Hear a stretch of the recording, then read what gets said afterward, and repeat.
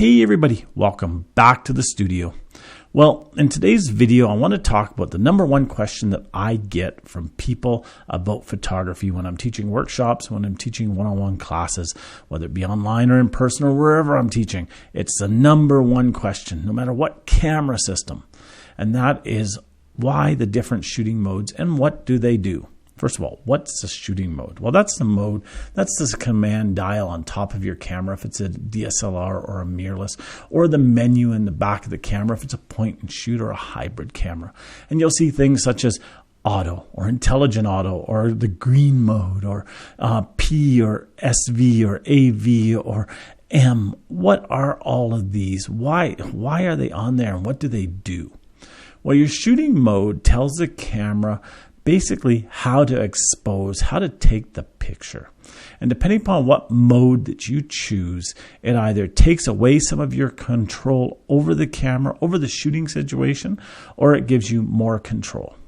In today's video, I want to talk about the green mode or the auto mode or the intelligent auto mode, or my favorite saying of all, the idiot mode. And you'll understand in a minute why I call it the idiot mode. It's not because people who use it are idiots, but just listen for a bit here. So what do these do? What do these modes do? Well, the auto mode, it does everything for you. You literally turn your camera on, you go to that green mode, and it will set everything. It sets your aperture, it sets your shutter speed, it sets your ISO, your white balance, your focus points. It sets everything. And here's the problem. And that's why I call it the idiot mode. It treats the photographer like the photographer is an idiot. It says, well, the camera's obviously smarter than you, so I'm going to take away all your control over taking pictures.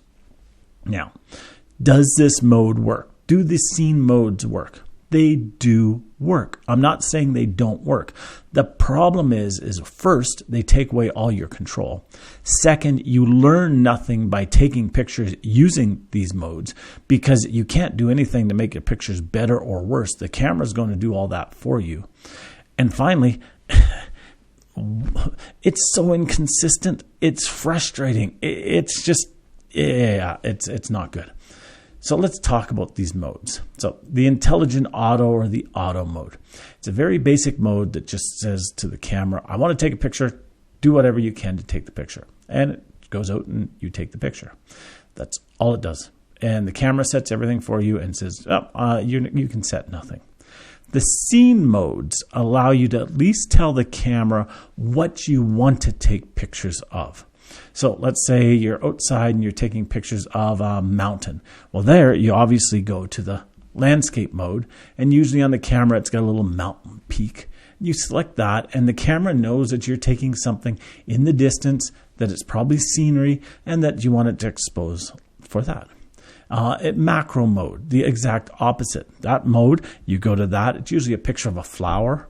And what you do is you set it there and the camera knows that you're going to take something close up. So it will expose for that. Portrait mode, usually a picture of a person or two people on the little dial or on your scene control at the back. And you go to that and it says, okay, you want to take pictures of people. And the camera, every time you change to one of those modes, will change everything to suit that mode. The problem is you have no control over it. You've told the camera what you're taking pictures of, but the camera does everything from that point. It doesn't allow you to override anything. It doesn't allow you to set anything. And it doesn't help you to learn any more about photography. And the problem is that it's inconsistent. Perfect example. A number of years ago, I had a client come in here, wanted to get some pictures printed.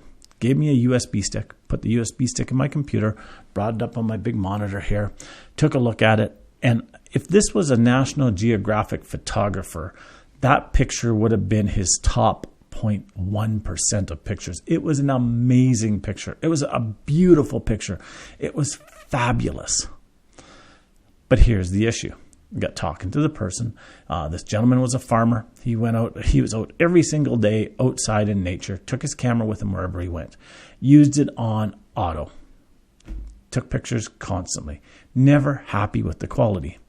This specific day, he was out taking some pictures. He went to this scene and it was just perfect. The fog was just lifting. The sun was perfect. Everything was perfect. So he started taking pictures. He figures he shot between 75 and 100 pictures that day without moving, one after the other in that same position. Click, click, click, click, click, click, click. Every single picture he took was different than every other picture he took. Some were overexposed, some were underexposed. Different variables of over and underexposed. Some were out of focus, some were more in focus. Some the focus point changed to a different point, some it went to another point. They were so inconsistent. He was fortunate in that out of the 75 to 100 pictures that he shot, he got one phenomenal picture. But that's the problem with the full auto, the full everything, the idiot mode button, is that it's inconsistent. He couldn't do anything to make his camera shoot better. It was shooting what it thought. He actually took a course from me and learned to get his camera at least to program mode. He's still working on moving it to other modes, but he was able to get more control from his camera by getting off of those modes. Now, again, they do work. It's not that they don't work. The problem is that they don't work consistently. And that's the big issue. And so many people come in here with expensive cameras. And I mean expensive cameras.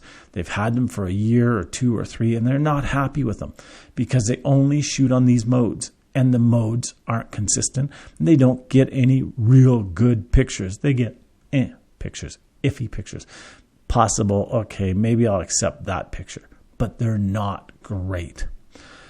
So, should you use the modes? Well, if you know nothing about photography, if you're struggling with learning photography, if you haven't had a chance to learn photography, use the modes. But understand that they're not consistent. Understand that there are challenges. Now, another big area, and this has nothing to do with the camera manufacturers, with using these modes or anything like that, but the number one problem that I have people coming in here complaining about is that it doesn't do what it says it's supposed to do. I look at the camera and I say, well, you have it set for night mode. What were you trying to take pictures of? Well, my son's baseball game. Well, you have it on the wrong mode. Be very careful, be very diligent, make sure you're changing it to the correct mode. If you're shooting a macro picture and you're shooting something up close and you turn your camera to macro and then you go to shoot an elk that's in the distance or a mountain or your kid's baseball game or soccer game, make sure you're changing it to the correct mode, because that hurts even more than anything else with the camera, is that it's getting it and it's telling it the wrong thing and it's just destroying your pictures. So use the modes, but understand you're limiting yourself, you're hurting yourself, and the camera is treating you as an idiot. And it's not going to teach you how to take better pictures. It's just going to do it for you and then leave you to just look at the pictures and go, eh. So until next time, get out there and take some amazing pictures. Next video, I'm going to talk about the program mode, what you should start moving into when you want to start taking more control of your camera. Have a great day. We'll talk to you soon. Bye-bye now.